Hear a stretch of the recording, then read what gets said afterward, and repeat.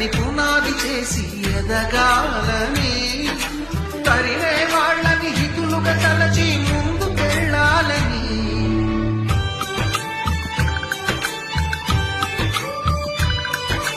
కన్నుల నీటిని కలల సాగుకై వాడుకోవాలని, కాచే నిప్పుని ప్రమిదగా మలచి కాంతి పంచాలని. గుండెతో ధైర్యం చెప్పి, చూపుతో మార్గం చెప్పెను, అడుగుతో గమ్యం చెప్పెను. నేనున్నానని నీకే కాదని, నిన్నటి రాతని మార్చేస్తానని.